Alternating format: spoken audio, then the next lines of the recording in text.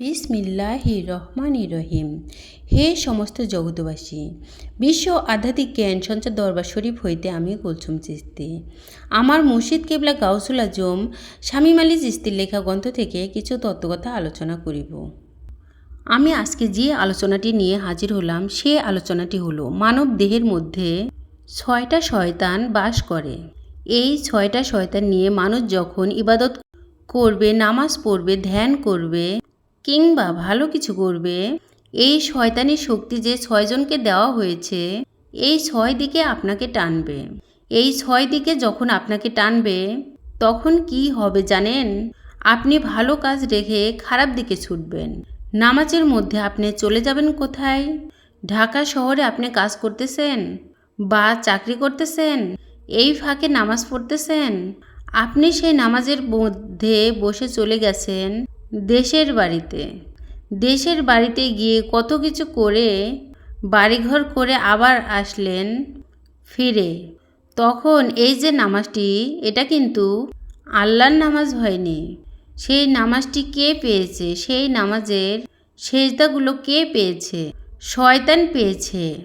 কেননা আমি যখন বলেছি আল্লাহু আকবার, আল্লাহকে হাজির নাজির করে আমি চলে গেছি দেশের বাড়িতে, আমি চলে গেছি বিভিন্ন দিকে, আমার মন ছুটে গেছে এমুকের কাছে, 10,000 টাকা পাবো, আজকে চাবো, যদি না দেয় তাহলে চট দিব। চট দিতে যেয়ে মসজিদের মধ্যে তার শরীর কাঁপিয়া উঠিল, হাত নড়িয়া উঠেছে। তখন মনে হয় যে আরেকটু জোরে নড়লে অন্য কাতারে যে আরেকজন আছে তার শরীরে লেগে যাইত তার হাত। তাই বলবো, হে সমস্ত জগতবাসী, মানব দেহের মধ্যে 6টি শয়তান নিয়ে যখন মানুষ ইবাদত করবে, নামাজ পড়বে, ধ্যান করবে, সাধন করবে, যাই কিছু করবে, কোনো কিছুই তার ভালো কিছু হবে না, কোনো কিছুতেই তার ভালো কিছু ফলবে না। তাই বলি কি, হযরত মুহাম্মদ সাল্লাল্লাহু আলাইহি সাল্লাম তিনি কিন্তু নামাজ এনেছে সেই 52 বছর বয়সে। 40 বছরে তিনি কি পেয়েছেন? নবুয়ত পেয়েছেন, কোরআন এনেছেন। তাহলে এখানে মূল বিষয় হলো কি, হেরা পর্বতের গুহাতে যখন নবী সাধনায় ছিল তখন কিন্তু হযরত মুহাম্মদ সাল্লাল্লাহু আলাইহি সাল্লামকে সিনা পরিষ্কার করানো। সিনা পরিষ্কার করার উদ্দেশ্যটা কি? এই মানব দেহের মধ্যে 6টি শয়তান আছে, কাম, ক্রোধ, লোভ, মোহ, মায়া, মাৎসর্য। এই 6টি শয়তান যখন 6 দিকে টানতে থাকে তখন তার দ্বারা আর ইবাদত হয় না, সে আর আল্লাহর পথে ঢুকতে পারে না। তখন প্রত্যেকটা সেজদা শয়তান নিয়ে যায়। তখন শয়তান বলে, তুমি দাঁড়িয়েছ আল্লাহর জন্যে, কিন্তু স্মরণ করেছ আমায় এবং আমি শয়তানকে। তুমি স্মরণ করেছ, তাহলে যদি আল্লাহর স্মরণে তুমি সেজদা দিতে তাহলে সেই সেজদা তো আল্লাহ পাইতো। তুমি যেহেতু নামাজের দ্বারায় আল্লাহকে ব্যতীত আমার ঘোরানো ধোকায় তুমি পড়ে গেছো, আমি তোমাকে ঘুরিয়েছি, আমাকে স্মরণ করেছ, তাই তোমরা যেই সেজদা করেছ সেই সেজদা আমি শয়তান পেয়েছি। আমার শয়তানি শক্তি আরও বেড়ে গেল। তবে এমনভাবে নামাজ যদি তোমরা পড়ো তাহলে আমার শয়তানি শক্তি আরও বেড়ে যাবে, আমি মানুষকে আরও পটাতে পারবো। তাহলে বোঝা গেল কি, এই নামাজেই মানুষ বেহেশত লাভ করে, এই নামাজেই মানুষ পুলসিরাত পার হয়, এই নামাজেই মানুষ জাহান্নামে যায়, এই নামাজেই মানুষ আল্লাহর বান্দা থেকে বন্ধুত্বে পরিণত হয়, ওলি আউলিয়াতে পরিণত হয়। যদি নামাজের বাংলা যদি আমরা পাই, স্মরণ করা, কাকে স্মরণ করা? আল্লাহকে স্মরণ করা। সেখানে আমরা কি শয়তানকে স্মরণ করেছি? শয়তানকে স্মরণ করেছি কেমন? যে আমি নামাজে দাঁড়াইছি শুধু আল্লাহকে ব্যতীত আর অন্য কারো নাম নেব না, অন্য কারো কথা বলবো না।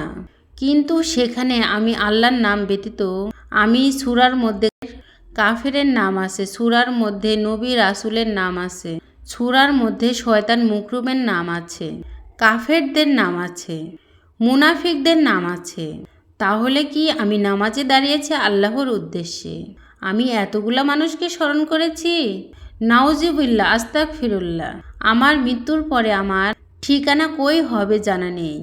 তবে হে সমস্ত জগতবাসী, আজকের মূলত কথা যদি আমি বোঝাতে চাই, সেটি হলো দেখেন, হযরত মুহাম্মদ সাল্লাল্লাহু আলাইহি সাল্লাম তিনি তো যদি সাধনা নাও করতো, হেরা পর্বত গুহায় নাও যাইতো, তবুও কিন্তু তিনি নবী।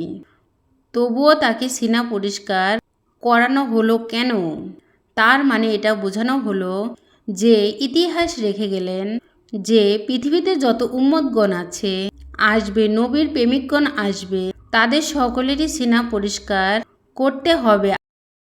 আর সেই সিনা পরিষ্কার করেছিল কে? আল্লাহ জিব্রাইল দ্বারা করেছেন, আরও অন্য অন্য কাউকে দিয়েও করিয়েছেন।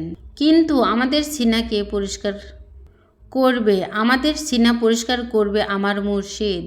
সে বাস্তবত একটা পরিষ্কার আছে, করে দিবে। আরেকটা হলো রুহানি জগতে মুর্শিদ স্বপ্নযোগে এসে আমার সিনা পরিষ্কার করিয়ে দিবে। যেই দিন এই সিনা পরিষ্কার হয়ে যাবে, এই সিনার মধ্যে কোনো ময়লা থাকবে না, দুনিয়ার জ্বালা যন্ত্রণা আমাকে স্পর্শ করবে না, দুনিয়ার সম্পদ আমাকে স্পর্শ করবে না, দুনিয়ার লোভ লালসা আমাকে স্পর্শ করতে পারবে না। তখন কি হবে? তখন আমি নামাজে ডুবতে পারবো। তখন প্রত্যেকটা সেজদায় আল্লাহ পাবে, কারণ আল্লাহ ছাড়া তখন আমার অন্তরে আর এই পরিষ্কার জায়গায় আর কেউ নেই। যদি নোংরা থাকতো, ময়লা থাকতো, সিনা পরিষ্কার হয়ে গেলে এরপর সেখানে আল্লাহ সেখানে স্বয়ং থাকেন, শয়তান সেই জায়গায় আসতে পারে না। তবে জানি না আজকের এই আলোচনা আপনাদের কেমন মনে নেবে, কি বুঝবেন, কি ভালো লাগলো কি খারাপ লাগলো, অবশ্যই আমাকে জানাবেন। আর অবশ্যই অবশ্যই পৃথিবীর প্রত্যেকটা মানুষকে একজন কামেল অলির, আউলিয়া, কামেল মুর্শিদের কাছে যে এই সিনা পরিষ্কার করে নেবেন। সিনা পরিষ্কার করার সাধনা নিতে হবে, সিনা পরিষ্কার করার যে বায়াতের দিন কিছু করে দিবে। আর বাকিটা স্বপ্নে মুর্শিদ আপনাকে রুহানি জগতে নিয়ে আপনাকে সেই সিনা পরিষ্কার করে দিবে। অবশ্যই অবশ্যই যদি আমাদের চ্যানেলটি আপনাদের কাছে ভালো লেগে থাকে, অবশ্যই সাবস্ক্রাইব করে পাশে থাকবেন। সকলে ভালো থাকবেন, সুস্থ থাকবেন। আল্লাহ হাফেজ।